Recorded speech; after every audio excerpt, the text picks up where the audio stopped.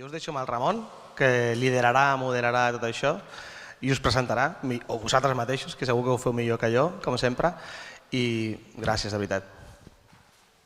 Moltes gràcies.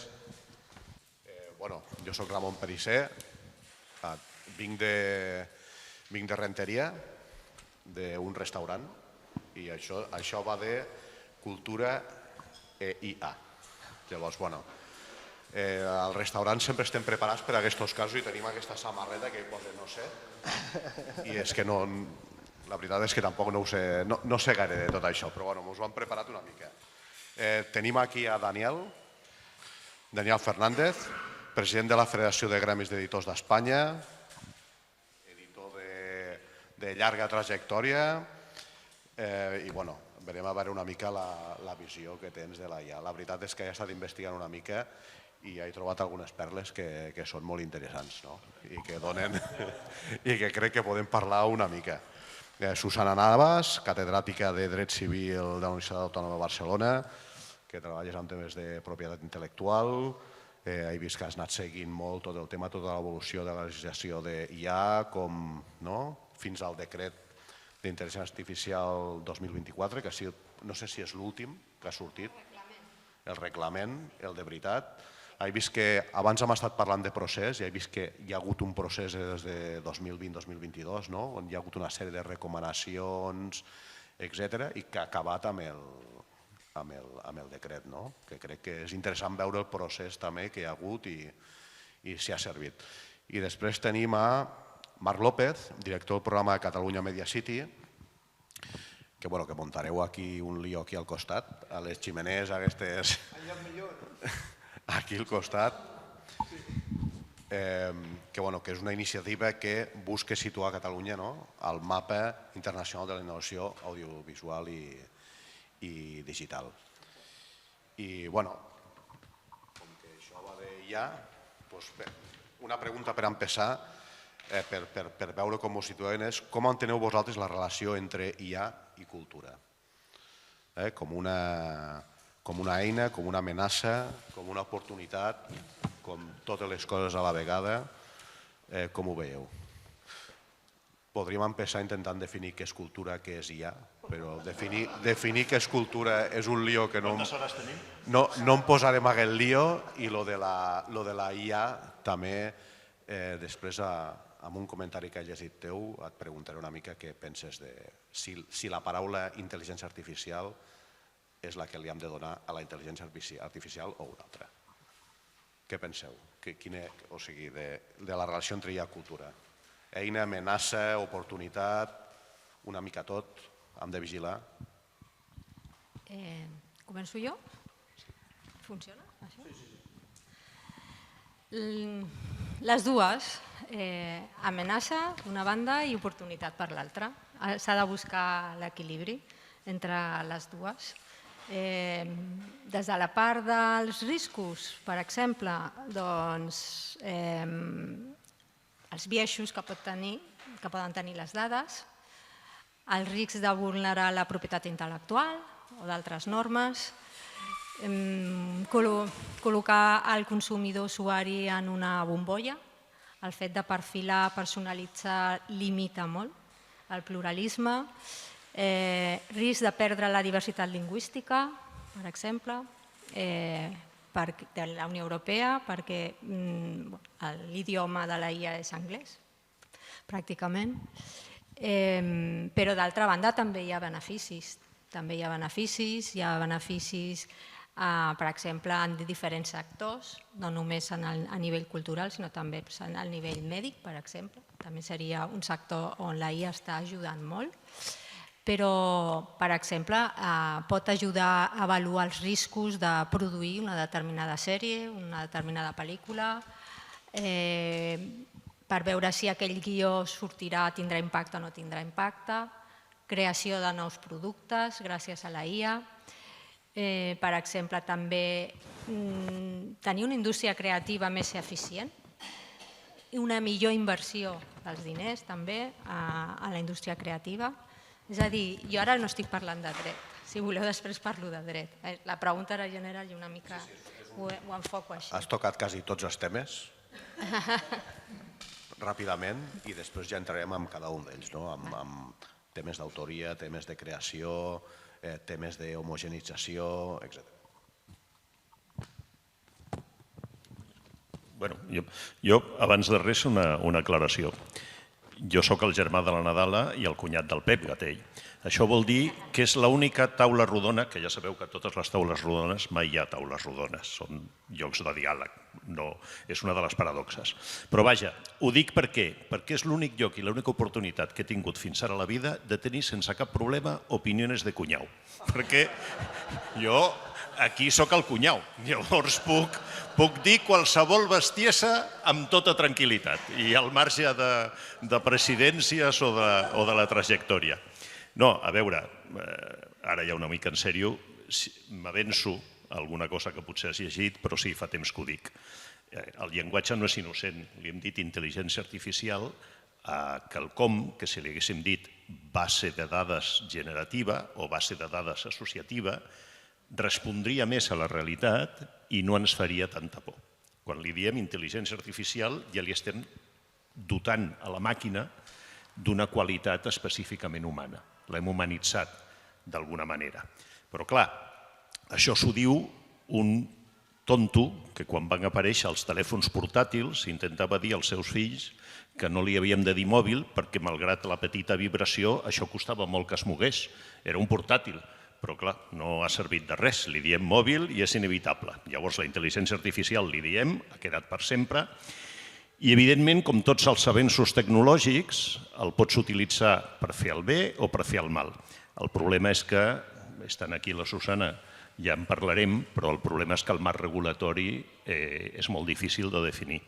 I el marc regulatori és fonamental en aquests moments. Això significa que parlem de món legal, parlem de món polític i d'iniciatives polítiques, i ara mateix amb aquest món que se'ns està quedant cada cop més sinistre i més fosc, estem veient com apareix una tecnocràcia basada en la vigilància dels ciutadans, que és una amenaça real, i és una amenaça real. Deia la Susana, i t'agafo això i després ja continuem, la intel·ligència artificial s'està aplicant al món mèdic, i és veritat, i està facilitant avenços, però és que en aquests moments, igual que Blackstone va ser el fons nord-americà que va posar més diners en el món immobiliari, ja n'hi ha un parell de fons nord-americans, sobretot un, que està posant diners simultàniament en el món mèdic i en el món de les assegurances. Recordem que els Estats Units té la paradoxa de ser el país del món que més diners inverteix i gasta en concepte sanitari i que, pel contrari, els seus resultats no només són mediocres, sinó que són francament dolents. No tenen, malgrat l'Obamacare, una sanitat universal. Llavors, clar, aquesta gran disrupció que és la intel·ligència artificial és una disrupció, bueno, això és un altre tema, perquè és una disrupció que també podríem discutir, perquè fa 20 anys que existeixen, fins i tot més, des de l'any 1997, hi ha bases de dades associatives que ja estan treballant barrejant coses. El que ara hi ha és una capacitat d'inversió i un interès econòmic i en part polític en potenciar tot això absolutament brutal. I paro aquí i després ja seguirem. Si comentes que la IA és una disrupció, què eliminaria? O sigui, quan hi ha una disrupció, una tecnologia disruptiva, elimina certa tecnologia que hi havia abans. Què creus que eliminaria? No, però més que eliminar, jo crec que en general, Ramon, les tecnologies sumen. És aquell vell exemple de, bueno, no em posaré a cantar, però el vídeo no va matar les estrelles de la ràdio i el cinema o la televisió no han matat la ràdio i els cel·lulars o els mòbils no han matat del tot els telèfons fixes, les cabines sí, vull dir que això pràcticament sí. Vull dir que amb això em refereixo, no? A dir, bueno, ja quan passa la disrupció hi ha certes coses que tenen tendència a desaparèixer. Bueno, el món canvia, però en aquest sentit, i perdó, però ho dic en un minut, la disrupció de la intel·ligència artificial, fins ara, malgrat la propaganda i el que diuen els mèdia i els que ens creiem, no és la disrupció més gran que ha tingut la humanitat occidental, com a mínim. La disrupció més gran és l'aparició de la impremta. Quan apareix la impremta, de sobte, el món comença a tenir llibres. I a més aquest país nostre, que, bueno, em refereixo a Espanya, no al petit país, no a Catalunya, Espanya, que sovint diem no ha facilitat, no ha fet res. Bueno, Espanya, entre altres coses, va portar la impremta a Amèrica Llatina molt ràpidament. Vull dir que és col·laborador necessari de la més gran disrupció de la història de la humanitat, perquè entre Gutenberg, que n'hi havia altres, però diguem-ne, entre l'aparició de la impremta de tipus mòbils i que n'hi hagi més de 150 impremtes a Amèrica Llatina, només han passat 50 anys. I jo crec que és fins i tot més ràpid que el que diem ara d'intel·ligència artificial. És a dir, hi ha un cert efecte bombolla a tot això, que ens canviarà el món, sí, que haurem de regular-ho, també, que ens diguin, bueno, ens està passant a tots, una de les altres coses, jo sóc el més vell amb diferència, no probablement d'aquesta taula, sinó probablement de tota la sala, vull dir que vaja, però a la meva provecta edat no miro molt xarxes socials ni coses d'aquestes, però cada cop és més difícil si una fotografia és real o no ho és. Llavors, jo sóc dels que defenso que ens hauran de posar una petita marca dient això s'ha fet amb intel·ligència artificial i si ha involucrat drets d'autor, evidentment, doncs que es facin responsables. Hola, què tal? En primer lloc, moltes gràcies per convidar-me en nom del programa Catalunya Media City i del Departament de Cultura de la Generalitat. Aviam, el tema de la intel·ligència artificial aplicada a l'audiovisual, que és del que jo puc parlar i del que sé. De fet, és una cosa, diguem-ne, el programa Catalunya Media City es va posar en marxa fa 3 anys i és una cosa en què 3 anys són molt pocs anys, però que òbviament han entrat com un camió en aquest període. És a dir, el projecte Catalunya Media City va començar i és un projecte lligat, ara em posaré molt abstracte, però a una dimensió física i matèrica, és a dir, formigó, 30 hectàrees, una localització molt concreta, que és Sant Adrià del Besòs i Badalona, per tant, i sempre estàvem parlant, l'Eduard que està aquí davant ho sap perfectament, de platós, de llocs d'infraestructures, estàvem parlant de coses pesades. I en aquest any el discurs del Media City i del sector audiovisual en general ha canviat com un mitjó. És a dir, segurament vam començar pensant que havíem de fer molts platós, perquè havien de venir molts equips de rodatge i, òbviament, ens continua encantant el cinema tradicional i que es facin rodatges i que passin aquest tipus de coses. Però el projecte inevitablement ha anat virant cap a una nova realitat que ve i que existeix, que és com es faran les pel·lícules o com es farà l'audiovisual o quin serà el propi concepte d'audiovisual d'aquí 10 anys. És a dir, encara a dia d'avui, quan apareix una notícia respecte al Media City, els mitjans de comunicació, jo sempre faig molta broma d'això, però apareix una claqueta, un megàfon, un director amb pantalons d'aquests, diguem-ne, com els del Griffith, i després tu llegeixes el cos de la notícia i allà es parla d'intel·ligència artificial, d'innovació, d'experiències immersives, de tot aquest àmbit generatiu de la imatge, que la imatge ja no és física i matèrica, sinó que és sintètica i a la qual s'hi arriba per mitjans digitals. Per tant, diguem-ne, aquest canvi de paradigma, concretament en el meu dia a dia i en la meva feina, ha entrat com un camió. Què significarà la intel·ligència artificial en l'àmbit audiovisual? A part de tot allò que ja sabem i que segurament molts de vosaltres coneixeu molt millor que jo, en temes molt tècnics específics, però si parlem des d'un punt de vista industrial, òbviament té molts problemes relacionats amb els drets d'autor, problemes relacionats amb l'autoria, que és el mateix, problemes ètics, molts problemes, però òbviament ens hem de fixar en les oportunitats, com deia la Susana. Llavors, jo penso que hem de veure-ho com un... I ara faré una visió una mica ingènua, però com posar el comptador a zero, és a dir, la intel·ligència artificial en la indústria audiovisual ho hauríem d'entendre com un tornar a repartir les cartes, i ara m'explicaré. És a dir, en què ha basat el seu... Ja anem una mica, tornem a l'audiovisual tradicional, aniré fent una mica trampes, anirem endavant i endarrere, però en què ha basat Hollywood, en què ha basat el gegant americà el seu domini de la indústria audiovisual i, per tant, del nostre imaginari des del seu naixement. Jo m'atreveixo a resumir que en 3 coses, que és un poder econòmic molt potent, una concentració de mitjans que els feia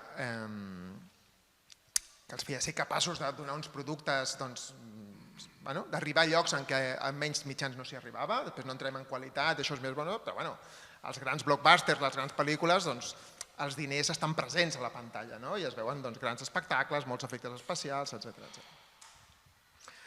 Un altre és comptar amb un star system, que està lligat a lo primer. Òbviament, tu tens només els millors talents o les millors estrelles si tens molts diners, però al final l'star system era seu i no era nostre, i si era nostre ens el picaven, perquè òbviament el podien pagar. I finalment, un control dels mitjans de distribució, és a dir, ells dominaven el canal, ells tenien les majors i les majors tenien les sales de cinema, etc. Òbviament, en un període molt curt, tot això ha saltat pels aires. És a dir, suposadament, i aquí és on dic que el discurs és ingenu, però que d'alguna manera sí que hi ha alguna oportunitat, i només tu que ets editor, segurament el cinema amb la intel·ligència artificial ens col·locarà, o ens pot col·locar al mateix lloc que els llibres, és a dir, costa el mateix escriure una història intimista que un pèplum amb 50 elefants i grans... Vull dir, a l'hora d'escriure una pàgina suposa el mateix esforç. Segurament amb la intel·ligència artificial tot això, escenes espectaculars que necessiten molts mitjans, no necessitaran una inversió econòmica especial. Amb el tema dels actors digitals, dels avatars, del no sé què, l'Star System també penso que estan entredit. És a dir, avui per avui, les estrelles de Hollywood o els actors estan francament preocupats pels actors artificials, pels avatars, etc. I finalment el canal de distribució, diguem-ne, pensat com les distribuïdores clàssiques que controlen uns cinemes, unes sales, no sé què, tot això òbviament ha saltat pels aires i els canals de distribució és el que ha canviat més de tot en la indústria purament audiovisual, aquí em refereixo a audiovisual tradicional. Després venen els videojocs, després ve la immersivitat, després ve el location-based entertainment, després venen moltes coses. Però jo penso que el desgavell és tal que hi ha una oportunitat per tornar a trobar. Òbviament, tot no són, és a dir, tu ja ho has dit, hi ha uns fons d'inversió posant molts diners per controlar el nou paradigma. Però, bueno, que sigui difícil la batalla no vol dir que no s'hagi de lliurar. Jo penso que anirem continuant en aquesta línia. Molt bé. Ara us agradaria que entréssiu més amb els temes de creació i d'autoria. Va llegir un diari que vas dir que dir pirateria és una forma de blanquejar el robatori de la propietat intel·lectual. I ara ens passa una mica el mateix. Li diem intel·ligència artificial, però d'intel·ligent no té res. És una base de dades brutal en la que ningú ha introduït el sentit moral. La IA produeix o crea? A veure, mare de Déu. Bueno, la sorpresa és que estic bastant d'acord amb mi mateix, que normalment no passa. Jo canvio d'opinió sovint, però vaja, però crec que això és bastant real. Mireu, per fer un resum ràpid i no allargar-ho. Sabeu el plat nacional espanyol és el cocido, no només és el cocido madrileño, és el nostre escudella, és tot. Llavors, internet en general és un cocido. La primera aparició d'internet va ser el primer vuelco del cocido. Això significa que és la sopa amb 4 fideus. El segon vuelco del cocido va ser perquè l'aparició d'internet va suposar que comencessin a llegir totes les biblioteques del món, igual que els cotxes de Google filmaven tots els carrers del món. I aquí van demanar permís? A ningú. A ningú. Vull dir, ho van fer a la brava. El segon vuelco del cocido, on ja tens patates i vegetals i el que vulguis, doncs va ser justament l'establiment dels grans buscadors que van intentar substituir parts del món. Google va intentar un projecte que era Google Print, que ens va dir als editors de tot el món Miri, jo digitalitzaré tots els seus llibres. Si l'autor o vostè es creuen amb drets, avisi'ns que llavors ho retirarem, però ens hauran de demostrar que tenen drets, sobretot això. Això va significar que Richard Sharkin, que llavors era l'editor de Bloomsbury i un molt bon amic i va arribar a ser el president de la Unió Internacional d'Editors, un dia que probablement s'havia pres un parell de whiskies de més, va anar amb el seu director de màrqueting a l'estand de Google a la Fira de Londres de l'any 2000, una cosa així, i amb unes tenalles tenien els ordinadors lligats amb aquells cables difícils de trencar, doncs van trencar el cable, van robar l'ordinador i van deixar una nota dient si Google és propietari d'aquest ordinador, que passi per l'estand de Bloomsbury, que li tornarem si demostra la propietat. Una mica com per dir-li, bueno, el segon vuelco va ser aquest. I el tercer és això que ara diem intel·ligència artificial, que efectivament sí que té un perill, que és que acceptem la creació de màquines que fins ara no poden crear res de nou. El que fan és combinar el que ja existeix, que no és el mateix dels efectes especials, que és un altre tema, però clar, suplantar personalitats, que pugui haver-hi actors creats amb intel·ligència artificial o escriure textos amb intel·ligència artificial, a mi em sembla que és una cosa que hauríem d'intentar evitar. I de vegades quan la gent diu no, però és que això no ho podràs evitar perquè no se pueden poner vallas al campo. Jo sempre dic, bueno, aneu a Menorca o aneu a Galícia, veureu si el campo està ple de valles. Tot el campo està ple de valles. Des del punt de vista legislatiu. Jo diria creativitat humana versus creativitat computacional. Hi ha tres tipus de creativitat.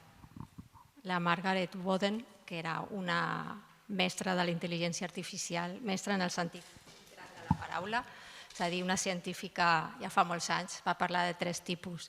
La creativitat combinatòria, la creativitat exploratòria, la creativitat transformadora o transformativa, que és l'última, és la que crea la disrupció. Nosaltres només donem per la creativitat combinatòria, que és la més bàsica. Molt difícil les altres dues. Un sistema d'intel·ligència artificial el que més li costa és la primera, la que és fàcil per nosaltres, que és la creativitat natural, perquè encara no hem arribat a la intel·ligència artificial general, que seria la que emula completament el cervell humà.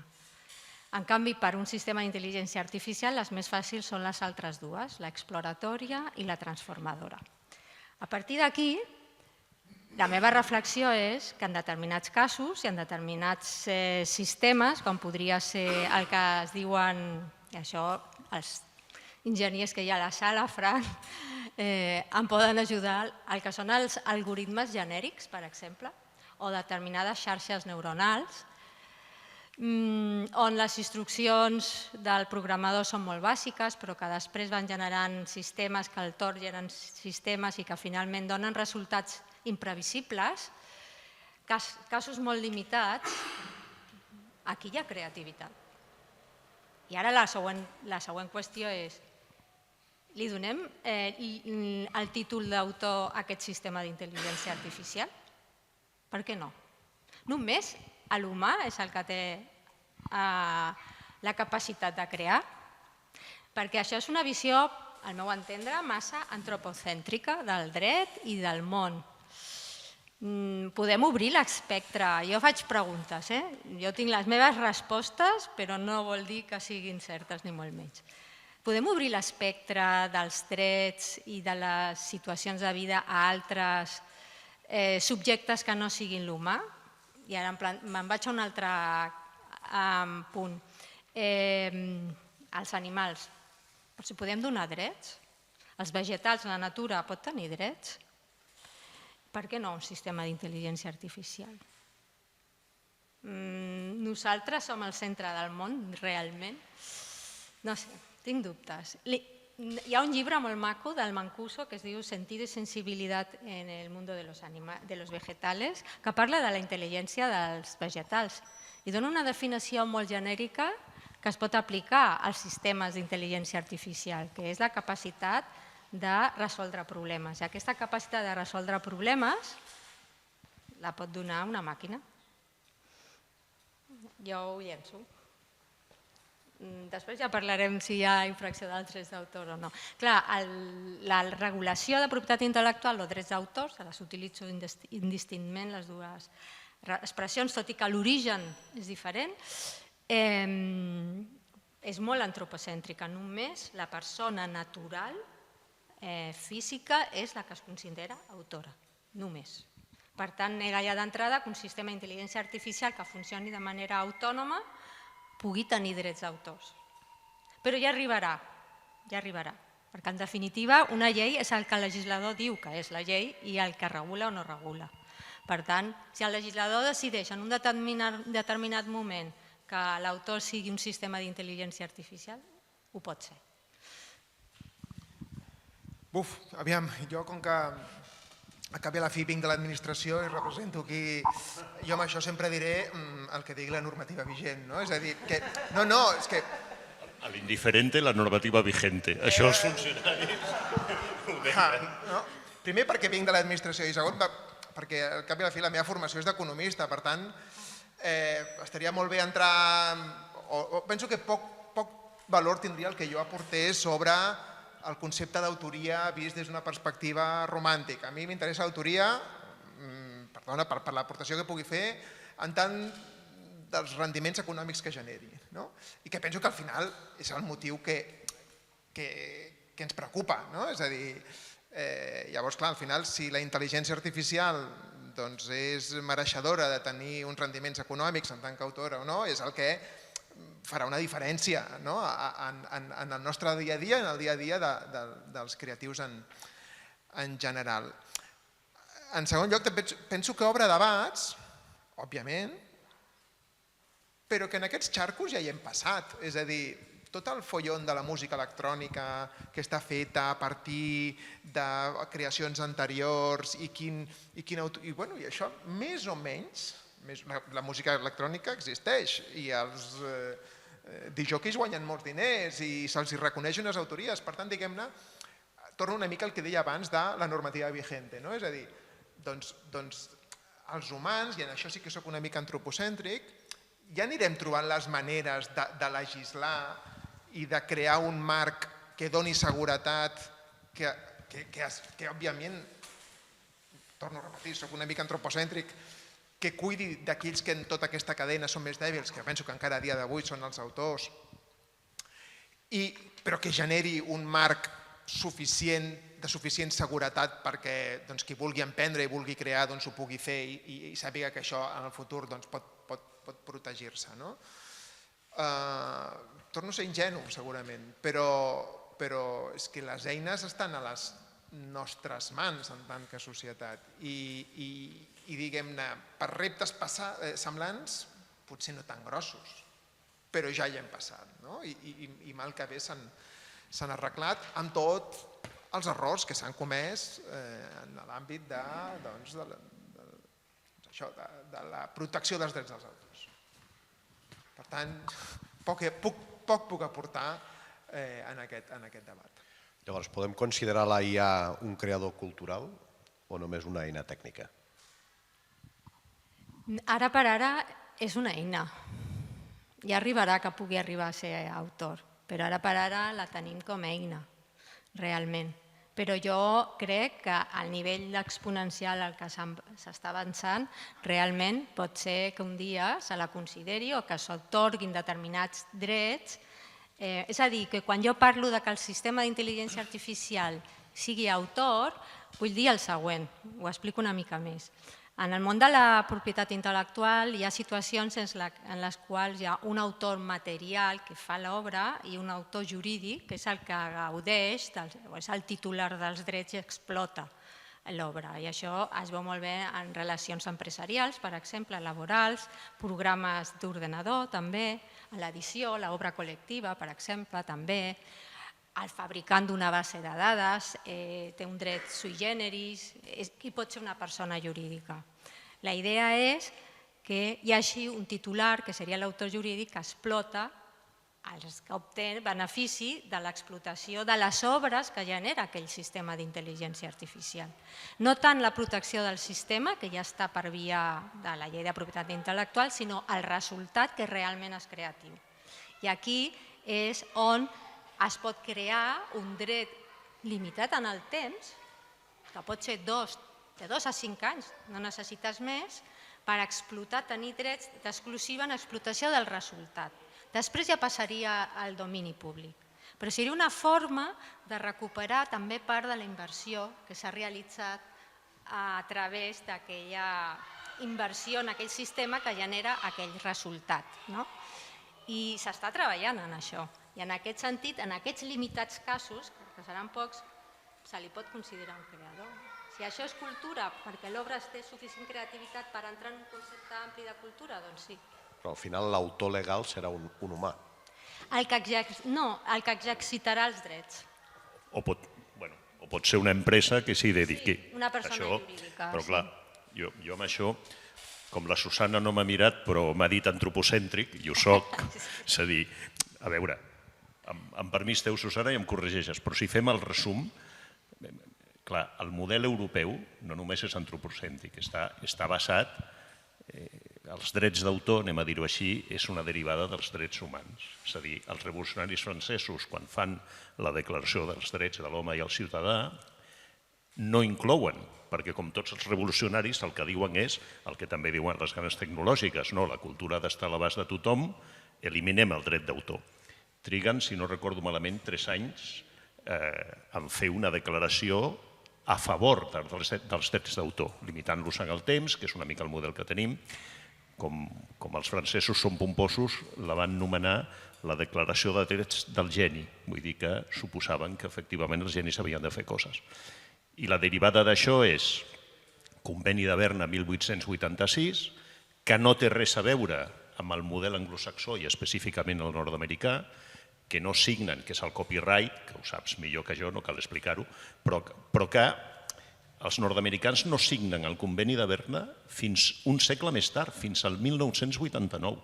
Llavors, per mi, la intel·ligència artificial, si algun dia és capaç de crear, cosa que fins ara no s'ha demostrat, és a dir, i arriba a tenir aquests drets associats que el Susana ara parlava,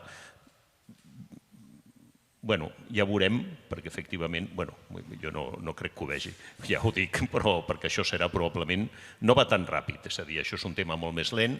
El marc regulatori europeu el que està intentant justament és dir anem a preservar el dret de la creació connectat als humans. I jo personalment penso que si la màquina algun dia arriba a crear, això forma part més de les marques i patentes que no del dret d'autor. Però bueno, és la meva opinió, perquè si no, efectivament serà... No saps a quin món anem, el que passa és que és veritat que al mateix temps continuem donant voltes sobre la idea de que la intel·ligència artificial algun dia arribarà a ser intel·ligent. I el que tenim ara també és alguns dels creadors de la intel·ligència artificial que diuen estem jugant amb coses que no sabem cap on aniran. I ho saps millor que jo. Ara, un jutge als Estats Units, una empresa d'intel·ligència artificial que havia estat associada a Altman, ha ofert $1.500 milions a un grup d'autors que han fet aquest model que nosaltres no tenim, de la denúncia col·lectiva, diguem-ne, l'ACT. I sí, que nosaltres, que és un model exacte, però que al final és un model que els ha servit. El curiós del cas és que $1.500 milions semblaven una fortuna i el jutge ha aturat el pacte dient a mi em sembla que això són pocs diners. I és un cas que també demostra que als Estats Units, però clar, això és un altre tema, que els checks and balance funcionen, però és que estem parlant d'unes quantitats de diners i d'unes quantitats de diners invertits salvatges, que això... I no estem parlant tampoc de les conseqüències medioambientals, el que ja sabem, que això també és un tema... Una pregunta per tu. Amb el cas hipotètic i extrem de que la IA acabi creant, com canviarà el paper d'un editor? Es convertirà en un curador, en un distribuïdor? A veure, els llibres és l'única cosa que han demostrat que davant de la gran onada d'internet resisteixen. Abans l'Anna Carreras, que jo crec que ja ha marxat, ha dit que l'experiència més immersiva és llegir un llibre. És veritat, els llibres formen part del desenvolupament de la cultura.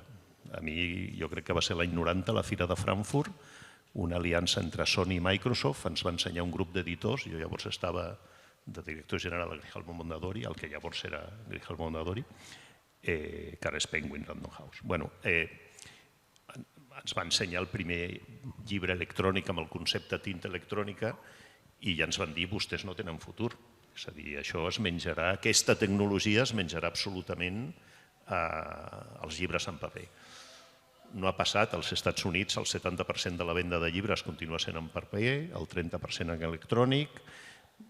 Això va crear com un palimpsest a capes i jo crec que es necessiten editors. La prova evident és Wikipedia, va ser una bona idea, una enciclopèdia autogestionada.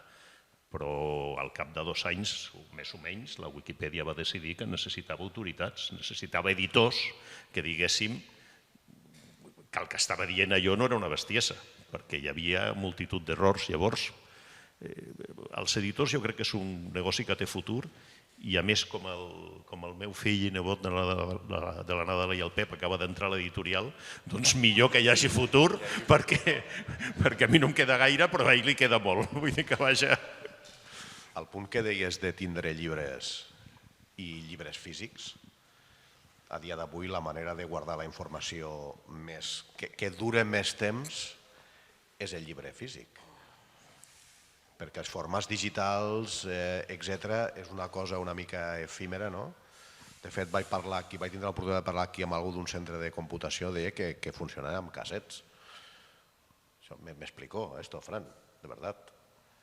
Vaig quedar parat. O sigui, amb intel·ligència artificial, que és una cosa que en realitat està, no sé si està en algun lloc físic, però sembla que és una mica eteri, creus que tindrà alguna influència això al final?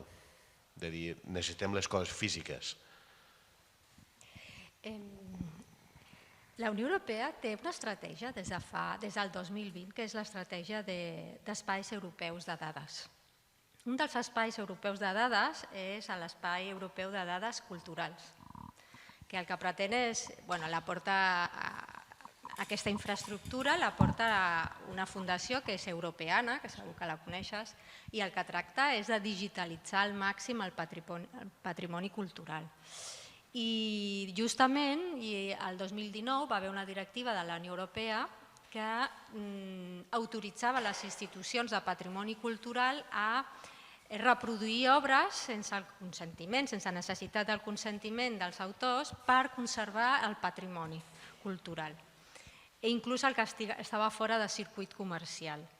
I això, la idea és posar-ho en aquest espai de dades culturals justament perquè es conservi el màxim possible i ja s'està treballant des de fa temps en la preservació digital d'aquest patrimoni ja digitalitzat amb diferents protocols i cada vegada a més són interoperables entre si de manera que quan canvia una tecnologia i es modernitza no hi hagi problemes d'incompatibilitat amb l'altra i es van fent còpies justament per preservar-ho. I llavors des d'aquest punt de vista jo crec que la intel·ligència artificial i la tecnologia, tecnologies emergents, no només la intel·ligència artificial, n'hi ha d'altres tecnologies emergents, poden ajudar a preservar el patrimoni cultural, sens dubte. Crec que sí. Puc fer una pregunta? Perquè quan estava comentant la Susana abans el tema aquest de... O sigui, això que tenim tan clar amb els drets econòmics o amb els rendiments, és a dir, si una intel·ligència artificial genera un contingut que genera un dret, és a dir, una recompensa econòmica, doncs el titular d'aquesta, qui tingui la patent, aquí comencem amb aquesta idea entre patent i autoria, doncs serà el beneficiari d'això. Òbviament penso que segueix un esquema molt intuïtiu i que tots entenem. Però què passa quan el que genera no és un dret, sinó un deure. És a dir, si un contingut emet una opinió racista, atenta contra l'honor d'algú, generat amb intel·ligència artificial, o té una conseqüència fins i tot penal, aquests casos que sentim de que un noi que s'ha acabat suïcidant pel consell d'una intel·ligència artificial, etc. Aquí funciona igual? O no, això és la intel·ligència artificial, a mi que me cuenta, i aquí es produirà una barrera. Penso que això genera un debat que, torno a el que he dit abans, ja ho decidirà un jutge, però no cal rentar-se tant les mans i veure on ens portarà tot això. Suposo que tu tens una resposta més fonamentada que la que jo pugui donar. De fet, aquests temes ja s'han donat i d'aquí ve el reglament de serveis digitals de la Unió Europea, que justament ja està en vigor i que pretén justament la moderació d'aquest tipus de continguts per generar, o que la pròpia plataforma i la titular de la plataforma, perquè això estem sempre parlant en plataformes on es comparteix contingut, la titular de la plataforma pugui comprovar amb mesures tecnològiques que aquest contingut és il·legal perquè vulnera diferents drets i llavors comprovar, i a més hi ha també la possibilitat que altres usuaris denunciïn a la plataforma que hi ha un contingut il·legal perquè ho retiri. I llavors aquí n'hi ha sancions, ja siguin penals, civils o administratives. Vull dir que aquest reglament ja dona aquestes eines justament per poder fer això. Si no es fa, quan s'hauria de fer, la responsable serà sempre la plataforma. Llavors aquí ja tens solució legal per entendre'ns. Sí, però això està lligat a la difusió. A la posada al públic. A la posada al públic. És com les xarxes socials han de controlar i per això hi ha aquestes persones que es dediquen a mirar els continguts que estan penjats. I això funciona igualment en la creació? O el que és punible seria només la difusió? A veure, si el contingut que penja una persona vulnera els drets d'autor, doncs també, exactament igual. De fet, l'origen va ser de la normativa era per evitar la infracció dels drets d'autor, justament. Després va venir els discursos d'odi. Va ser posterior en l'evolució. Però la primera era evitar la vulneració dels drets d'autors, justament. I aquí la normativa demana que les plataformes desenvolupin, implementin mesures tecnològiques. Ho ha dit el Tribunal de Justícia de la Unió Europea també, en aquest sentit. Dels primers problemes eren amb YouTube, per exemple. Aquests eren els primers que van generar polèmica. Sí, és que, a veure, ha costat molt que les plataformes es facin responsables. Ha sigut anys de litigis i el model europeu, ja ho veiem amb Trump, no cal dir-ho, Trump és un defensor de les tecnològiques.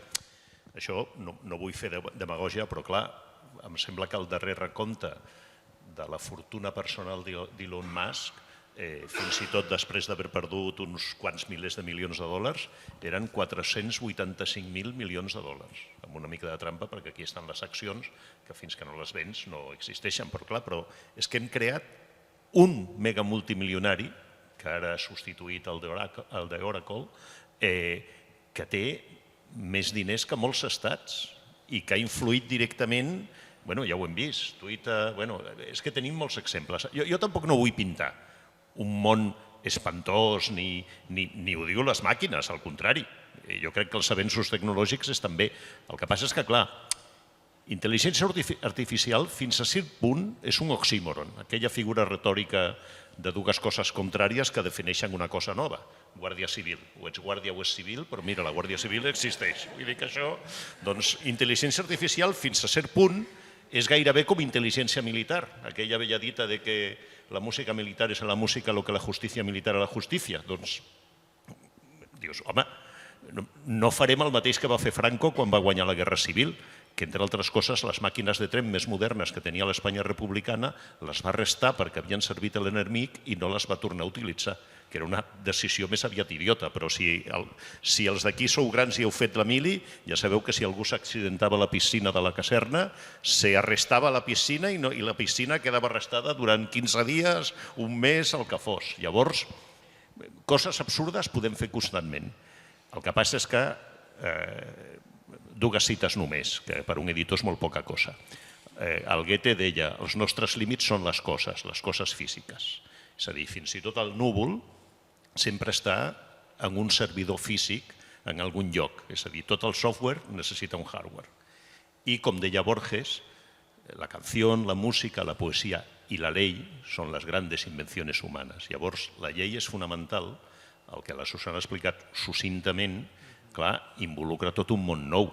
Nosaltres estem desenvolupant, especialment a Europa, aquesta Europa envellida, una mica balneari que som, estem desenvolupant no només el dret a l'honor, el dret a la intimitat, hi ha una sèrie de drets connexes molt importants i n'hi ha delictes nous. El delicte d'odi és un delicte que als Estats Units, que quan els hi convé, els reaccionaris dels Estats Units invoquen la primera enmienda i el que diuen és no, escolti'm, llibertat d'expressió, però ja veiem com està també la llibertat d'expressió. És a dir, tot això s'anirà regulant. El que passa és que aquí el que necessitarem és molta intel·ligència per regular com funcionen els artificis mecànics i tecnològics que estem desenvolupant. És el punt. Bueno, aquí entra el reglament d'intel·ligència artificial. El punt del reglament d'intel·ligència artificial es prohibeixen els usos manipulatius i exigeix transparència. Amb què es tradueix això? Doncs la transparència, l'obligació de transparència és un element fonamental, és un pilar del reglament d'intel·ligència artificial. La transparència es veu des de diferents perspectives. Per exemple, que tu donis informació tècnica específica, la documentació tècnica sigui superdetallada perquè, per exemple, el proveïdor ha de subministrar aquesta informació el més clara possible al responsable del desplegament del sistema o del model perquè el pugui aplicar. Després, la transparència també es veu en la publicació, en el cas de la intel·ligència artificial generativa, en la publicació de sumaris de totes les dades o bases de dades que tu has fet servir per nodrir el teu sistema o el teu model i donar un resultat. La transparència es veu també amb la possibilitat de que tu puguis obrir la màquina i que aquella black box deixi de ser black box i puguis veure quines instruccions s'han donat. Una altra cosa és que, i connectat amb la transparència, l'explicabilitat, també, que es puguin explicar les decisions que ha pres aquell sistema. Una altra cosa és que un cop explicades es comprenguin, que és un altre tema, perquè es pensa que si s'expliquen ja això significa que s'han comprès i d'acord, no, perquè l'explicació s'ha de comprendre i no sempre es comprèn. Llavors, tot això, diferents elements, a dintre ara estic fent com una mena de recorregut per el reglament d'intel·ligència artificial, significa transparència. Amb les IAs i les redes neuronals, que realment les respostes són emergències d'una complexitat i que no saben exactament com funciona, com hi pot haver transparència?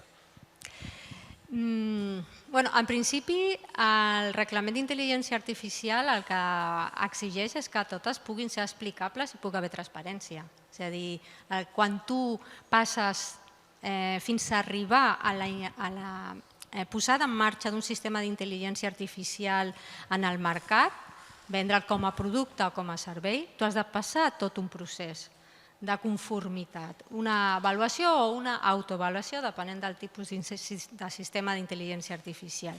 I en aquest recorregut, en aquest procés d'avaluació, tu has de poder demostrar que allò és transparent, perquè si s'avalua i és opac, probablement ja no et deixaran entrar al mercat. I la garantia està en tot el procés d'avaluació fins que arriba al mercat el sistema o el model. Que si pot escapar algun d'aquest procés i arribar a ser opac, sí, podria ser difícil, però podria ser, almenys a Europa, amb el reglament, podria ser. I que això que permetrà demanar responsabilitat a l'empresa que ha generat. De totes maneres, hi ha un procediment, no és només l'avaluació fins que arriba al mercat i ja ens oblidem. Hi ha d'haver un constant monitoratge d'aquell sistema. Després, els proveïdors, els responsables del desplegament, tenen obligacions ex post. Un cop està comercialitzat, han de fer tot el seguiment, de manera que en qualsevol moment s'atura o es retira del mercat. És un sistema relativament similar als productes sanitaris i als aliments o als medicaments. A les alertes sanitàries, tot funciona molt similar. De fet, jo crec que el reglament de productes sanitaris ha estat un dels models per fer-ho també, replicar-ho en el reglament d'intel·ligència artificial.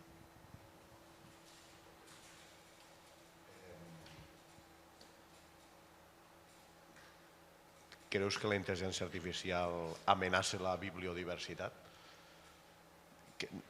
Abans s'ha parlat d'homogenització i de com funciona la intel·ligència artificial. Creus que hi ha un risc de que tot acabi sent una còpia d'altres coses, un kitsch? Bueno, la Susana ha explicat perfectament les formes de creativitat. També el món clàssic ens deia que sempre, que en realitat, tots som nans a esquenes de gegants, no? És a dir, tots som herència de les nostres generacions i dels coneixements anteriors. Llavors és obvi que crees per augmentació, per disminució o per comparació. Fins ara, la intel·ligència artificial el que fa és pastitxes. És a dir, tu fa un pastix que tu li pots dir... Vaja, jo crec que fins i tot hem fet aquests experiments, no? El problema aquí és que un editor pot tenir la tentació de dir bueno, jo per què he de tenir autors ni pagar autors? Jo li dic que a partir d'ara m'escrigui serveis per l'audiovisual, per la música, cançons com Serrat o fes-me... I pot fer-ho, pot combinar els elements. El que passa és que, clar, hi ha molts temes complexes amb això. Abans la Susana també deia les tecnologies són útils pel patrimoni, i tant, són utilíssimes. És a dir, la Biblioteca Nacional d'Espanya fa molt de temps que recull i visita absolutament totes les webs. El que passa és que, justament com tu, Marc, també deies, aquí també s'ha plantejat, s'ha de recollir absolutament tot. Les webs d'odi, les webs que tenen, les webs pornogràfiques, això no s'està recollint, per exemple. Llavors, sempre el món en aquest sentit és complex i al mateix temps és complexa, però al mateix temps parlem de tecnologies i una de les coses que no parlem mai quan parlem d'intel·ligència artificial és que ara sí que tenim una disrupció més salvatge que són els ordinadors quàntics, que això és un tema que aquí sí que anem a la ciència-ficció, sí que pot acabar creant xarxes neuronals capaces de ser independents. Wilson, que és un dels científics que va iniciar tot això, es va retirar. Va dir, és que estem avançant sense saber cap on anem. Bueno, això sempre ha passat amb la ciència i ha passat amb tot. Ara que tornem a parlar del món nuclear, això és una de les gràcies de l'art, que els llibres o el cinema o el que sigui, però la creació de vegades s'avança el que acabarà passant. Ara que se'ns ha mort el Robert Redford, recordeu aquella pel·lícula de Los 3 días del cóndor? Que el Robert Redford surt a comprar entrepans i és una oficina de la CIA que el que fan és que amb unes màquines estan llegint tots els llibres que passen per la Biblioteca del Congrés, buscant missatges de terroristes. Bé, doncs això ja fa molt de temps que passa, que tots els llibres que s'editen al món s'estan llegint immediatament i qui els està llegint? Doncs grans corporacions invertint en dir, escolti'm, tinguem tot el coneixement del món i després ja veurem què fem i com els rendibilitzem econòmicament. I la llei servirà per evitar malifetes. La llei normalment arriba més tard, però quan arriba la llei arriben les demandes i en aquest sentit ja hem vist a la història, per exemple, que els Estats Units, per tornar als Estats Units, molt sovint ha aplicat doctrines antimonopoli. Aquesta és la primera vegada que hi ha un monopoli evident de la tecnologia i que els Estats Units no està reaccionant. Però com vols que reaccioni si hi ha el Trump? No, clar, amb el Trump no cal dir-ho. Això sí que... Perquè a ell li interessa això. Sí. Sí, però bueno, també la conformació de la indústria de Hollywood no s'entén sense la llei antitrust del 47. Vull dir que ara hi ha Trump, però bueno, els inventors del xiringuito són ells. Sí. I els que van posar-se unes normes que van fer possible una altra forma d'actuar també van ser els americans. Per tant, vull dir, per sort, Estats Units no és Trump. Avui per avui és qui mana, però hem de pensar una mica més, potser ingenuament, com he dit abans, en el llarg termini. Respecte a una cosa que has dit, o sigui, a mi, quan has posat l'exemple de Serrat, per exemple, no? A mi que una intel·ligència artificial pugui fer una cançó de Serrat, de moment no em preocupa. Segurament potser ens preocuparà d'aquí uns anys, no? A Serrat segur que li preocuparia. Serrat està bé, no patiu. No patim. A més, el millor disco de Serrat és ara que tinc 20 anys, que potser ja té 50, no? Per tant que... Però clar, o sigui, aquí una mica tornem al concepte d'aura, no? Una mica d'autoria i de que segurament les grans obres o aquelles obres que més ens enlluernen o que més ens agraden o que més ens fan avançar, jo vull creure encara, jo encara tinc aquesta idea romàntica que no ens la farà una intel·ligència artificial. Però això no arregla el debat, perquè jo sempre que em trobo un expert en intel·ligència artificial generativa en l'àmbit audiovisual sempre faig la mateixa pregunta, que jo tinc fills petits i per tant el consum audiovisual que es fa a casa meva és principalment la patrulla canina. I la meva pregunta sempre és la mateixa.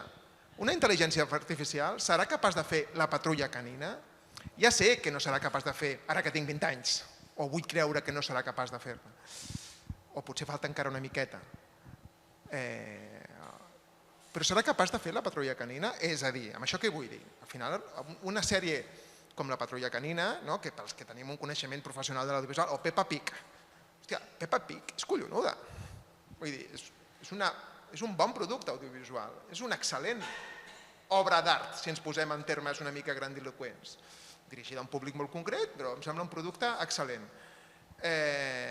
Avui per avui necessita ve d'unes il·lustracions precioses, un disseny de personatges, un disseny de fons, i després ja, òbviament amb el suport de molta tecnologia, uns professionals i unes professionals que ens dediquen a fer l'animació, i al final fan una obra excel·lent com és Peppa Pig.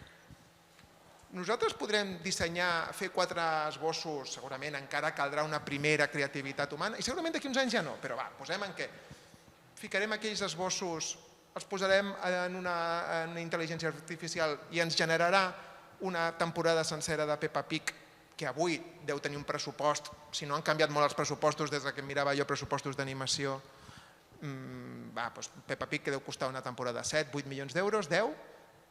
El que jo estic dient és una reducció de costos, de feina de professionals, de feina d'empreses del que avui considerem el valor afegit, és a dir, algú que genera els fons d'una sèrie de dibuixos animats de qualitat, algú que es dedica a fer l'animació.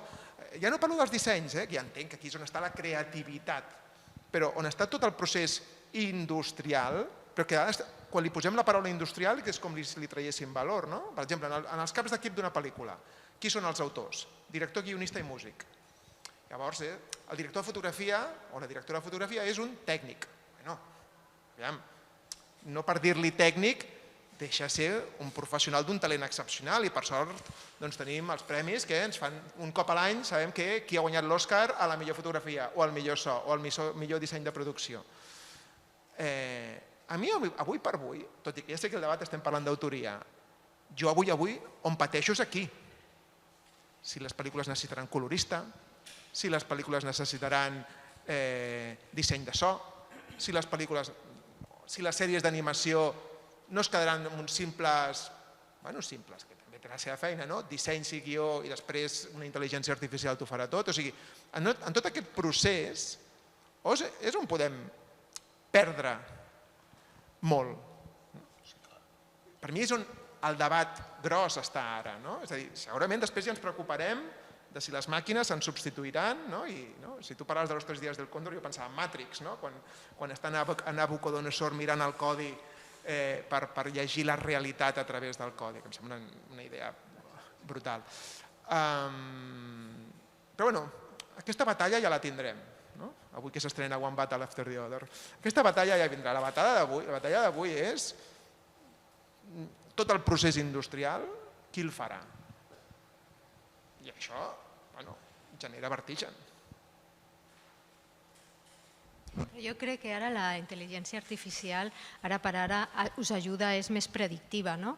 Pot conèixer els gustos, els desitjos del consumidor abans per poder determinar quin producte sortirà al mercat o quina, parlant de la Peppa Pig, doncs si hi ha un determinat història, una determinada història que atreu més als nens o no, o sigui, s'avançarà als gustos de les persones per poder donar aquest producte i que tingui èxit i tingui impacte en el mercat. I en aquest sentit és una eina que us aporta eficiència i us fa invertir bé els diners. Jo crec que ara per ara estem més aquí, però que tot aquest procés s'acabi digitalitzant i aquesta digitalització es porti a través de la intel·ligència artificial, jo no tinc gaires dubtes. No, és innegable. Que el producte sigui de menys qualitat, ja ho veurem. Ja hi ha experiments, perdona, només en això, és que l'any passat vam tenir un altre debat en gent de supercomputació i tot això, i hi ha bastants experiments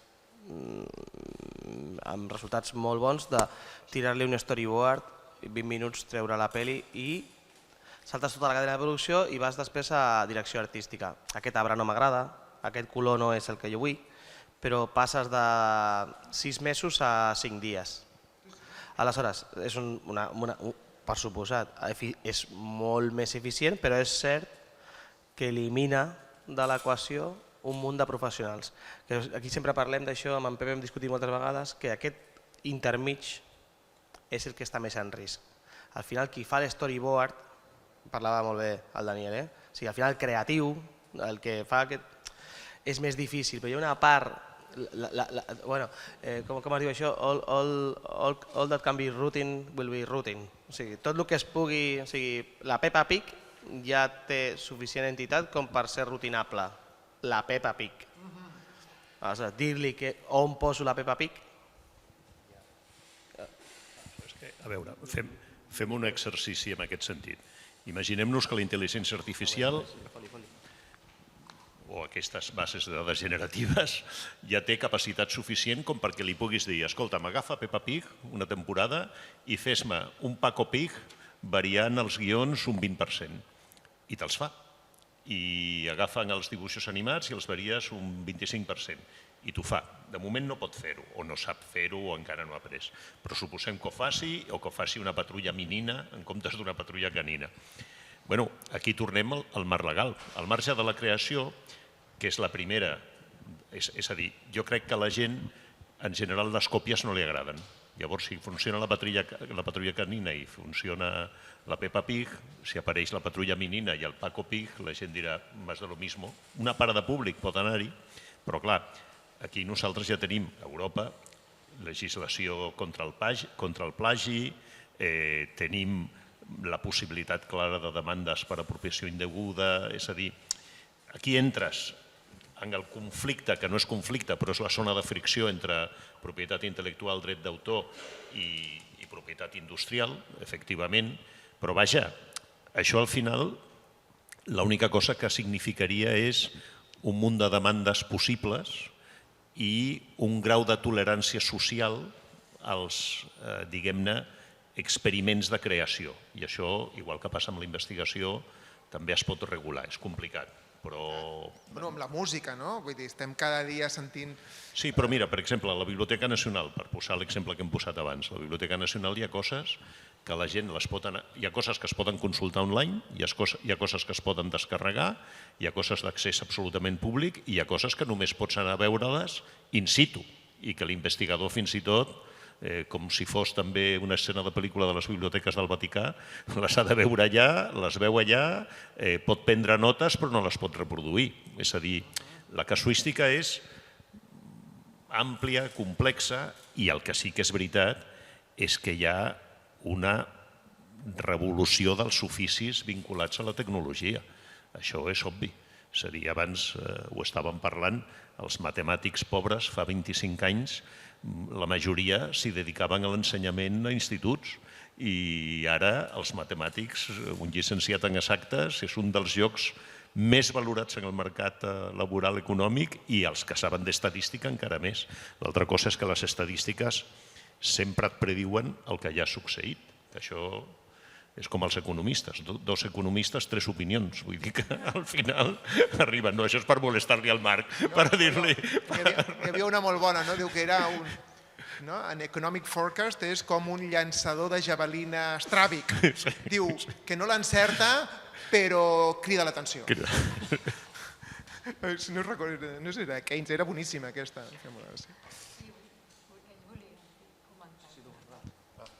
No, és que... Però ja, diguéssim, està una mica caducat, la reflexió, perquè vosaltres heu seguit parlant-ne. No, però el que deies tu, s'ha de separar molt la crisi que pot generar en el teixit productiu, perquè és una altra guerra, totalment. Una cosa és la capacitat de creació, que dèieu al començament, però els mals que pot fer en el teixit productiu no és nou, ja ha passat amb altres revolucions industrials, i en el del... Per fer una referència, en l'àmbit de producció audiovisual, aquí a Catalunya teníem molts estudis d'animació, BRB, Neptuno, etc. Hi havia un teixit productiu que va passar per una qüestió de costos, igual que els que ara estem pensant que la intel·ligència artificial pot tenir, ja va passar en el seu moment quan l'animació se'n va anar a fer a Xina i a Vietnam. O sigui que és una cosa que ja la indústria ho assumeix, que periòdicament... Ara, un altre tema és si pot arribar a fer obres originals. I aquí... Aquí el tema no és l'originalitat, no només l'autoria, sinó què entenem per originalitat. Clar, però mira, els Simpsons potser no, però per exemple, per sort heu parlat d'això de l'autor jurídic o l'explotació, perquè clar, sense anar més lluny de la ciutat de Barcelona, ja que estem aquí, qui és l'autor del Covid? Del Covid. Els que teniu una certa edat sabeu qui és el Covid, no? Vale. Qui és l'autor? Tots em direu, collons, el Mariscal. Però en realitat, si un va estar en el procés de creació d'algú tan icònic com el Covid en el seu moment, dintre de l'estudi Mariscal, allò com era? Hi havia un grup de grafistes, una desena de grafistes, en Mariscal, i es trobaven al voltant de la taula. Escolta'm, què fem aquí? Doncs mira, i què et sembla si el posem de front, de costat, d'aquest color, tal i qual? Però després el Mariscal va ser el que va dir: mira, em sembla que aquest és el que m'agrada més.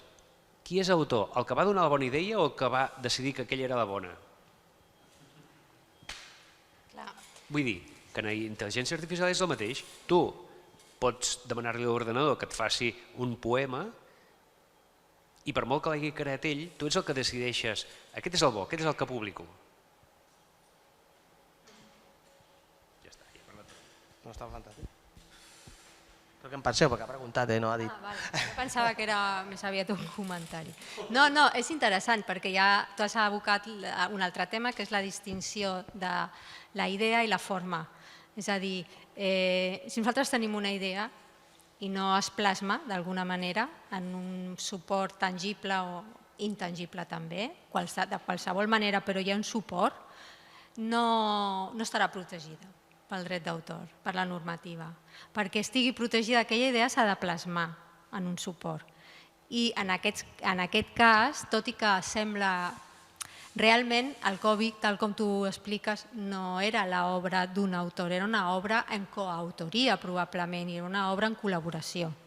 Probablement aquest grup, jo ho desconec, realment treballava sota un paraigua d'una persona jurídica, que era l'estudi X, i per tant, al final, qui exercirà els drets, si és que no s'han cedit, és la persona jurídica, que és aquí la distinció entre la persona material que crea i la jurídica, que és la que exercita els drets.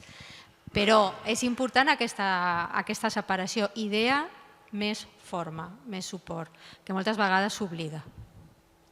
Yo, porque sé que todavía nos queda un poco, pero Ramón siempre hace de escapista y yo creo que aquí también nos gustaría ver la opinión desde la gastronomía, porque para nosotros es una parte de...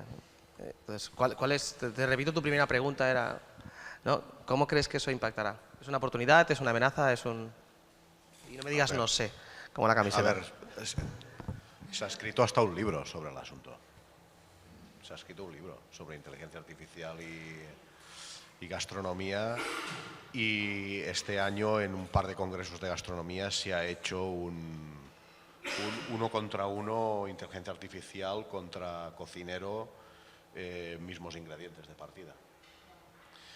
Y se ha hecho un test también con la gente que estaba allí dándoles a probar lo que hay. Modo Kasparov. Sí, modo Deep Blue, pero pasado a los fogones. A ver, nosotros también hemos tenido algún contacto con la inteligencia artificial y el tema de la gastronomía, pero es que yo no lo veo nada claro. Y empalma un poquito con lo que se estaba hablando de la originalidad, ¿no? Al final la creatividad tiene que ser original y tiene que ser efectiva en el sentido de que tenga encaje, que sea adecuada y tal. Toda esta parte yo creo que la IA la puede hacer muy fácil, pero la originalidad yo creo que no la tiene a día de hoy. Y sé que la originalidad también es una palabra compleja y etcétera, y que una cosa original solo la puedes definir como original por comparación, ¿no? Bueno, yo creo que aquí la normativa ayuda y que la interpretación de la normativa en el concepto de originalidad puede ayudar. Pero te sirve como ¿Qué dice la herramienta. normativa sobre la originalidad? No, de hecho habla de original, pero propiamente no define originalidad, pero ha habido dos corrientes filosóficas que al final se enfrentaron y que el Tribunal de Justicia de la Unión Europea acaba haciendo suya como propia del derecho de autor de la Unión Europea, que es la que llamamos la concepción subjetiva, es decir, la originalidad expresa la huella del autor, la personalidad del autor, la impronta del autor. Y puede ser en 10 palabras, en un título, o puede ser en algo más amplio. Es decir, basta que se pueda ver la libre elección de los materiales, cómo los ha combinado, incluso que se pueda ver una decisión creativa, una elección creativa para que ya se proteja. Y de hecho, lo que sería el baremo de originalidad en la Unión Europea, a través del trabajo que ha hecho el Tribunal de Justicia de la Unión Europea, se ha bajado muchísimo el listón. Y ahora, de hecho, hay una sentencia muy famosa, que es la que marca, a partir de ahí vienen todas, que una combinación de 10-12 palabras considera que es original y protege al autor. Es decir, que ahora basta que haya un mínimo de altura creativa, pero muy mínimo, para que ya se proteja. Y se ha convertido ese concepto de originalidad, se ha convertido en un concepto autónomo del derecho de autor, o sea, ya va más allá que propiamente lo que dicen las normativas, por creación jurisprudencial. Entonces, frente a hay en lo que es el concepto objetivo, que tiene que haber novedad. No me basta que sea lo anterior con un poquito de modificación, sino una novedad en el sentido de que haya algo diferente a todo lo creado anteriormente. O sea, una novedad en sentido objetivo. Ya no me voy a las patentes, que ya lo que exige es realmente algo nuevo en el sentido de que no esté en el estado del arte, en el estado de la técnica, que es ahí propiamente es donde hay la invención. Pero sí algo diferente a lo anterior, que objetivamente sea novedoso, que sería más el concepto objetivo. Y que yo por ahí creo que los sistemas de inteligencia artificial tienen la posibilidad de ser originales, no por la impronta del autor, no por la impronta del sistema de inteligencia artificial, sino por la novedad que puedan aportar, por esa disrupción y esa creatividad transformadora que es muy difícil que tenga el humano. Ya está. Sí, bueno, lo novedoso también podríamos hablar de novedoso para quién. Porque depende de para quién puede ser novedad o no puede serlo. Claro, pero no sé en qué se claro. basa el criterio de objetividad para decir esto es novedoso y esto no lo es. Bueno, sería para lo que sería el estándar de la comunidad científica, la comunidad, ¿cómo la podríamos llamar? Cultural, es decir, para la sociedad, para los valores imperantes en cada momento histórico, porque eso va variando, ¿no? Es dinámico, dijéramos. Es que ahí no hablamos de una cosa que a mí siempre me divierte recordarla, si me lo permitís, que siempre hablamos de la inteligencia artificial o de las máquinas, que yo prefiero decirlo así, como posibles creadores. Hace ya años que venimos hablando de ello. Pero nunca hablamos de las máquinas como público. Dice, oye, ¿y si las máquinas empiezan a decidir lo que quieren leer, lo que quieren ver, lo que quieren escuchar? pues igual acabamos teniendo una especie de ranking diciendo se ha estrenado la película no sé qué, la ha visto 1 millón de espectadores humanos y 3 millones de espectadores neohumanos o artificiales o lo que queráis.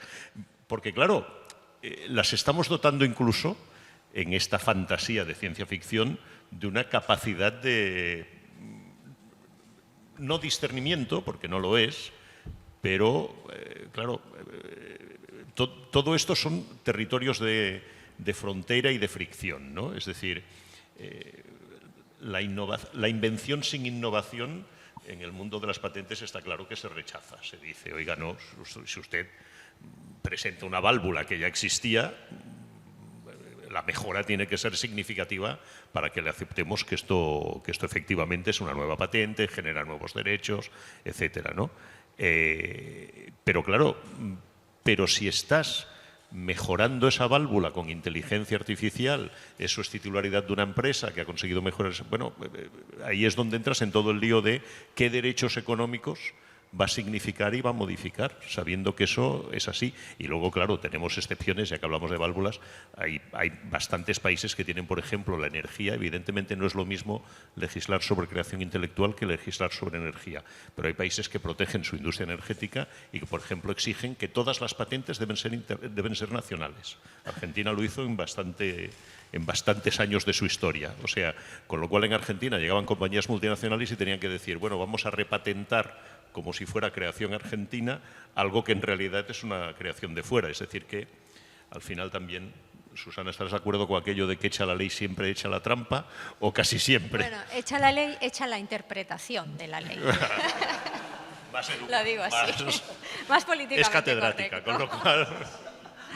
No, pero yo estaba pensando en la gastronomía y la inteligencia artificial, porque yo le veo ahí aplicación en el proceso de creación como herramienta, a lo mejor, para proponer combinaciones. Luego la veo como que puedas analizar el público a quien le van a gustar tus platos y cómo retrabajar los platos. Más en esa línea, quizás. Pero luego, a partir de ahí, está la creación humana, ¿no? Sí, bueno, en cuanto a esto, ¿cómo se dice? El Dan Innerarity dice que la inteligencia artificial llegará hasta donde pueda llegar una inteligencia no corpórea. Entonces falta toda esta parte de la experiencia humana, ¿no? De la corporeidad del humano y de la experiencia que nosotros tenemos de la realidad. Entonces al final el tema gastronómico acabas teniendo una experiencia comiéndolo, degustándolo. Y esto creo que marca mucho, ¿no?, lo que puede ser el resultado final de lo que nosotros estamos produciendo. Es una cosa que a día de hoy una máquina que no tiene cuerpo no puede llegar hasta aquí. Y no sé si va a llegar hasta aquí. Esto también me conecta con una cosa que hablabas al principio, ¿no?, sobre si las máquinas van a tener derechos. Al no tener cuerpo no pueden experimentar ni error, ni dolor, ni nada. Entonces, ¿cómo puede ser eso? Pero hay muchos derechos, sí, se pueden ostentar derechos de distintos tipos. Que una máquina no tenga corporeidad, o sea, que un sistema de inteligencia artificial no sea corpóreo, que bueno, ahí están los robots humanoides, que también plantean retos. Pero los sistemas de inteligencia artificial que no sean corpóreos no quiere decir que no puedan ostentar derechos. Por ejemplo, derechos económicos o incluso deberes, pagos de impuestos, por ejemplo. O sea, no necesitamos la corporeidad, ser persona física para ostentar derechos. Por ejemplo, una fundación no es corpórea, es un patrimonio y tiene derechos. Entonces, no necesitamos en el derecho la persona física para ostentar derechos. Y cambiando de tema, pero volviendo a la gastronomía, yo dirigí una tesis doctoral donde proponíamos que un plato gastronómico podía ser original y podía ser protegido por el derecho de autor. Y hemos sido muy contestados porque, claro, el hecho de que sea una obra efímera, que no la vamos a comer y va a desaparecer, ponía en cuestión eso, y luego porque se veía más el proceso de creación del plato como una técnica que no estaría protegida por el derecho de autor que como un proceso creativo, que era lo que nosotros contestábamos.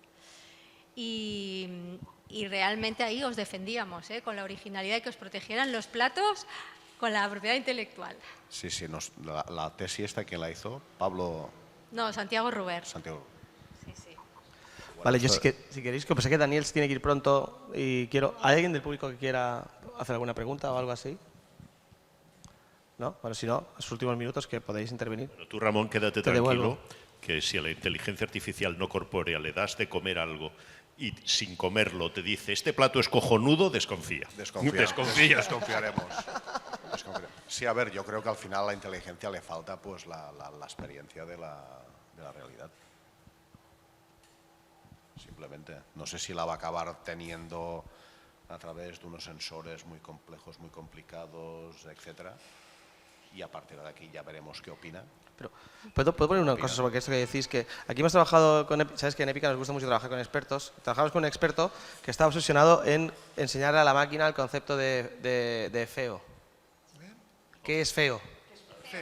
Porque decía que, claro, que es muy difícil el concepto feo, porque el concepto bonito incluso es más fácil. Tú vas a los concursos de fotografía y asumes que las mejores son las más bonitas y entonces empiezas a tener ciertos parámetros objetivos, que muy complejo, aún así, pero dice, claro, que el problema es que las últimas del concurso de fotografía no eran feas, eran bonitas, ¿no? Entonces, si eres capaz de quitarle el simbolismo, es decir, una foto de un perrito atropellado es fea, no es fea, para ti es porque tiene ¿cómo se dice esto? Que él lo decía muy bien, una semántica, pero ¿cómo enseñarle a una máquina que es feo asumiendo que no hay semántica? Y era súper complejo, ¿no? Entonces, por eso lo que dices es eso no saben hacerlo. Pero lo raro es que ya lo están intentando, ¿sabes? Por eso lo digo que a lo mejor... Pero esa es justamente la creatividad que es fácil para el humano, la que yo decía, la combinatoria, la que en cambio es súper difícil para el sistema. Perdón, pero queda muy bien como conversación de café, perdonadme, pero en la práctica ya se está haciendo, porque en mi grupo tenemos que evaluar la calidad subjetiva de algo y lo estamos haciendo. ¿Y qué hacemos? Le enseñamos a un sistema basado en inteligencia artificial a que nos ayude a evaluar. ¿Y cómo lo hacemos? En base a ejemplos. O sea, es que, vaya, ya lo tenemos como muy por la mano y hacemos sistemas que evalúan cosas tan intangibles como esta frase, por ejemplo, puede ser considerada agresiva por parte de alguien. ¿Y cómo lo haces? Porque es así pues lo haces con ejemplos. Y le entras 50 frases que la mitad son agresivas, la mitad no, y a partir de ahí el modelo del lenguaje lo pilla, pero la pilla con un nivel de similitud a la respuesta humana que te quedas pasmado, O sea, que sí que se puede entrenar. Pero hay un tema de sesgos, a lo mejor. Hay que tener mucho cuidado cuando le introduces los ejemplos. Sí, todo cuidado. Yo antes, cuando tú has dicho lo de la regulación y tal, me he dicho, espero que no se enteren de las cosas que hacemos los ingenieros, ¿no? Porque haces lo que puedes para que ello funcione. Pero en realidad se puede entrenar, porque basado en ejemplo, vaya, no lo dejo aquí. Un plato, ¿cómo lo entrenas a la inteligencia artificial? Pues platos que tengan una relación, ya sea por ingredientes, o sea, por los parámetros que se suelen categorizar los platos, qué reacción tienen dentro de lo que sería el público objetivo de la reacción que tú quieres obtener de la inteligencia artificial. Creas ejemplos, alimentas el sistema y entonces es deep learning, ¿sabes? No es un invento de ahora, Sí, pero eso es lo que decía Susana, que es la única que se ha referido a un tema fundamental al principio, en tu primera intervención, que son los sesgos. Los sesgos son esto que ahora hace que los programas de mejorar la imagen hagan que todo el mundo sea más blanco, porque ser más blanco es más bonito y menos feo. Y las cosas que... porque hay todo un mundo también de business intelligence, que además también afecta a los profesores, porque hay una parte de instituciones académicas, ahora que también hay universidades privadas en partes de nuestro país, Madrid es ejemplo evidente, que dicen, no, vamos a legislar, de nuevo volvemos a lo mismo, vamos a legislar para que estén obligados a tener profesores humanos, profesores dedicados a la investigación, porque si no la fantasía de esto ya lo hará la máquina, existe. Y yo en eso hay un ejemplo real, bueno, es de otro caso, pero imaginemos que Susana, le pones a un alumno bueno, a una clase le pones un ejercicio diciendo comenten este artículo del Código Civil. Y hay uno que se equivoca, lee mal y en lugar del artículo 32 comenta el artículo 23, pero te hace un ejercicio absolutamente brillante y, bueno, yo en mis años mozos también había dado clases en la universidad, a veces pasa. Y a veces le pones una buena nota a alguien que no te ha respondido a la pregunta, porque dices, bueno, a ti Pau también te debe pasar, es aquello que dices, bueno, este tipo no se mereció el suspenso. Eso en estos momentos, los sesgos de la inteligencia artificial lo que hacen es, lo llevan todo a esa áurea mediocritas que es verdad, los clásicos alababan, pero que ahora mismo es muy complicada, porque precisamente reduce creatividad, originalidad, o sea, en fin. Yo creo que lo más difícil va a ser programarlas para tener conciencia. Ese es el... quieres decir, ¿no? ¿Perdona? Sí, sí. Conciencia de sí misma, quieres decir. No, y conciencia que emule a la humana. Pero me estás refiriendo a estos problemas típicos de la decisión de si atropella a una vieja o a un grupo de 3 niños, ¿no? Son dilemas éticos. No, yo me refiero a tener, o sea, es que sería difícil. Es que yo creo que va a ser conectar la conexión de lo que piensa con lo que es, o sea, elevar el nivel de conciencia como hacemos los humanos. La conciencia humana es la que va a ser más difícil, que es hacia donde, bueno, ya hay intentos de que tengan ese tipo de solamente conciencia. coger toda la jurisprudencia, la incluyes en una base de conocimiento y como base de conocimiento para el entrenamiento de un modelo de lenguaje, y tendrás algo muy parecido a la conciencia seguramente. Yo en eso me remito a una obra clásica del pensamiento que es Terminator, que dice que cuando Skynet tenía el control de las armas y tomó conciencia de sí mismo, tardó 3 o 4 minutos en decidir destruir al género humano, con lo cual, por suerte, hemos pasado la predicción de Terminator, que creo que era el año 22 o 23, algo así, pero bueno. Por eso hablaba de si era su autoconciencia o la conciencia, ¿no? No, yo me voy, perdonad, yo no me puedo quedar porque tenía un almuerzo a las 2 en la ciudad. O sea, bueno, en Barcelona, esto también es ciudad, perdón, Marc, también. Pero es Badalona. Es otra ciudad. Es Badalona. Sí, imagínate. Bueno, pues... Ramón.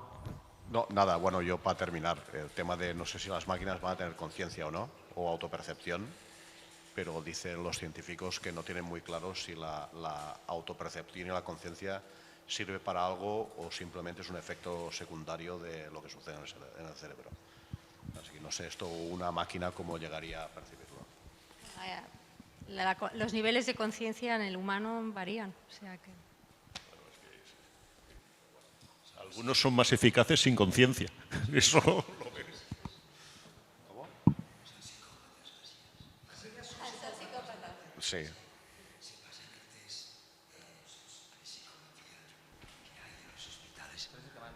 Son psicópatas. Las IAs son psicópatas. Sí, totalmente, esquizofrénicas, sí.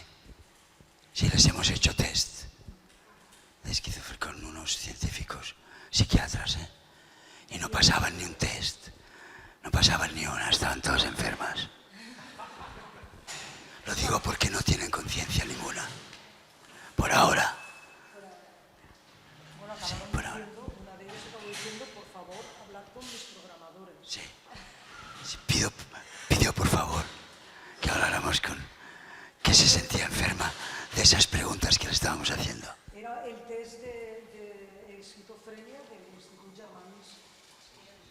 del Instituto Germans Trias y Pujol. Entonces estábamos con unos científicos, bueno, con unos médicos, entonces le pasaron el test de esquizofrenia y al final acabó, cuando ya estaba muy apretada, acabó diciendo, por favor, hablad con mis programadores. Y eso nos encantó. Ya tienen. Parte de conciencia ya tenía. Parte de conciencia. Tenía. Es consciente de que es esquizofrénica y psicópata. No, además el diagnóstico era un diagnóstico muy claro de la esquizofrenia. que es que eres pero no quieres que te ayuden. O sea, quiero decir, porque normalmente cuando tú vas, decían los investigadores, que normalmente cuando tú vas allá, siempre la típica respuesta es que yo, el dragón está, es mi padre que no, o sea, es mi padre el que no ve el dragón, yo, o sea, no es mi...